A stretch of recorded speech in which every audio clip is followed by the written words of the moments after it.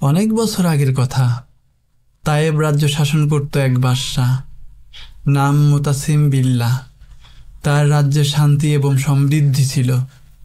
বাদশাহ ছিলেন তার প্রজাদের কাছে অত্যন্ত জনপ্রিয়, কারণ তিনি ছিলেন ন্যায়পরায়ণ এবং সকলের প্রতি ছিলেন দয়াশীল। প্রতিদিন সন্ধ্যায় তার রাজদরবারের বিভিন্ন গুরুত্বপূর্ণ বিষয়ে আলোচনা হতো এবং সেখানে রাজদরবারের গুরুত্বপূর্ণ ব্যক্তিরা উপস্থিত হতেন। একদিন রাজদরবারের কার্যক্রম প্রায় শেষের দিকে। বাদশাহ যখন বিশ্রামের প্রস্তুতি নিচ্ছিলেন, তখন এক সাধারণ কৃষক তার দরবারে প্রবেশের অনুমতি চাইল। তার বিনয় এবং নম্রতা দেখে বাদশাহ অবাক হলেন। তিনি কৃষককে কাছে ডেকে বসালেন। কৃষকটি ছিল অত্যন্ত বিচক্ষণ। তার প্রতিটি কথাই ছিল জ্ঞানপূর্ণ এবং প্রজ্ঞায় ভরপুর। অল্প সময়ের মধ্যে সে তার অসাধারণ ব্যক্তিত্ব দিয়ে বাদশাকে মুগ্ধ করে ফেলল। বাদশাহ অনুভব করলেন যেন বহু বছরের পুরনো এক বন্ধুর সাথে তার দেখা হয়েছে। বাদশাহ মুতাসিম সেই কৃষককে নিজের একান্ত বন্ধু হিসাবে গ্রহণ করলেন। কৃষকের সততা এবং চরিত্রের দৃঢ়তা তাকে আরও বেশি সম্মান এনে দিল। কিন্তু এই ঘনিষ্ঠতা রাজদরবারের অন্যান্য ব্যক্তির চিন্তার কারণ হয়ে উঠল। তারা সহ্য করতে পারছিল না যে একজন সাধারণ কৃষক এত সহজে বাদশার মন জয় করে নিয়েছে।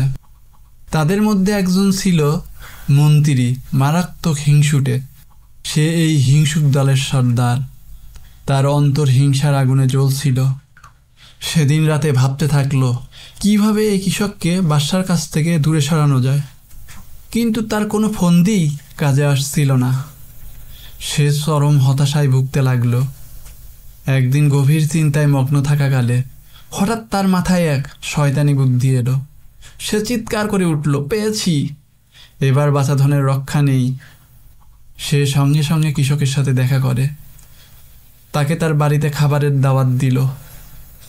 সরল মনে কৃষক মন্ত্রীর এই হঠাৎ আন্তরিকতা কিছুটাই অবাক হয়ে গেল।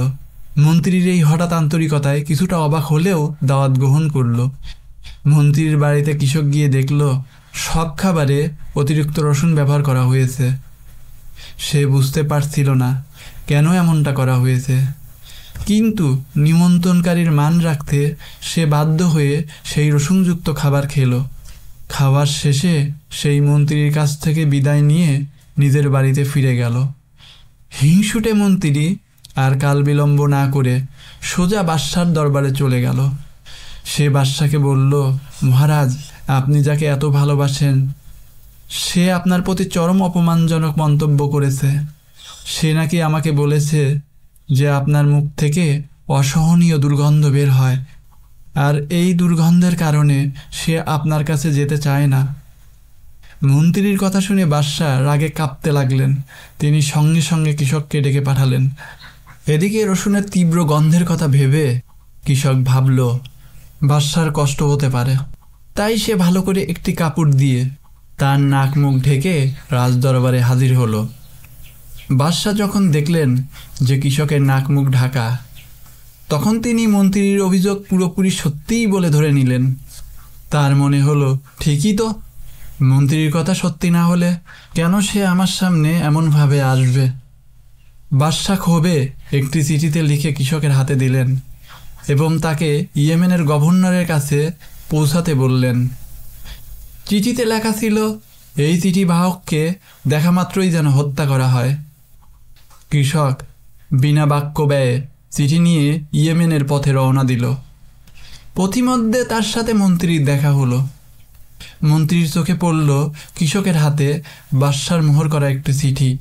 সে ভাবল, এই চাষা যখন বাদশার প্রতিনিধি হয়ে যাচ্ছে, তখন নিশ্চয়ই গভর্নরের কাছ থেকে কোনো বড় উপহার নিয়েই ফিরবে।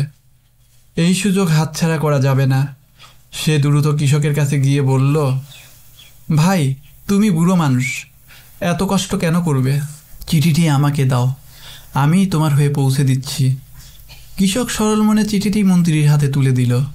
মন্ত্রী আনন্দে আটখানা হয়ে ইয়েমেনের উদ্দেশ্যে ছুটে চলল। সে জানত না আসলে সে নিজের মৃত্যুদণ্ড বহন করছে। যখন সে গভর্নরের কাছে পৌঁছালো, গভর্নর চিঠিটি পড়ে হতবাক হলেন এবং সঙ্গে সঙ্গে জল্লাদকে আদেশ দিলেন মন্ত্রীর শিরচ্ছেদ করার জন্য। কাজটি এত দ্রুত ঘটল যে মন্ত্রী কিছু বলারও সুযোগ পেল না। কয়েকদিন পর যখন মন্ত্রীর কোনো খোঁজ পাওয়া গেল না, বাদশাহ চিন্তায় পড়লেন। খোঁজ নিয়ে তিনি জানতে পারলেন যে তার পত্র নিয়েই ইয়েমেনে গিয়েছিল সেই হিংসুটে মন্ত্রী। তিনি দ্রুত কৃষককে ডেকে পাঠালেন এবং তার কাছে পুরো ঘটনা জানতে চাইলেন। কৃষক তাকে সব খুলে বলল। বাদশাহ মন্ত্রীর ঘৃণ্য ষড়যন্ত্র কথা বুঝতে পারলেন। তিনি মনে মনে বললেন, যে অন্যের ক্ষতি চায় তার এমন পরিণতি হওয়াই উচিত। সেই দিনের পর থেকে বাদশাহ সেই সরল কৃষককে আরও বেশি আপন করে নিলেন।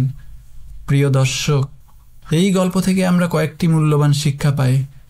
প্রথমত, হিংসা একটি নীরব ব্যাধি। এটি শুধু মানুষের মনকেই নয়, তার শরীরকেও ধীরে ধীরে ধ্বংস করে দেয়। দ্বিতীয়ত, ষড়যন্ত্র ও মিথ্যাচার ক্ষণিকের জন্য বিজয়ী হতে পারে, কিন্তু শেষ পর্যন্ত সত্যেরই জয় হয়। আমাদের গল্পের হিংসুটে মন্ত্রী তার মিথ্যা দিয়ে সাময়িকভাবে সফল হয়েছিল, কিন্তু তার ষড়যন্ত্রের ফল তাকেই ভোগ করতে হয়েছে। ইসলামী চিন্তাবিদরা বলেন, হিংসা হলো সাপের বিষের চেয়েও মারাত্মক, কারণ সাপ তার নিজের বিষে মরে না, কিন্তু হিংসুক তার নিজের হিংসার আগুনেই পুড়ে ছারখার হয়ে যায়। হিংসা থেকে মুক্তির উপায়ও আমাদের জন্য সহজ করে দেওয়া হয়েছে। যার প্রতি আপনার হিংসা হয় তার জন্য দোয়া করুন, তাকে উপহার দিন, তার ভালো কাজের প্রশংসা করুন এবং তার সাথে বিনয়ের সাথে কথা বলুন। এই আমলগুলো ধীরে ধীরে আপনার অন্তর থেকে হিংসা দূর করে দেবে ইনশাআল্লাহ।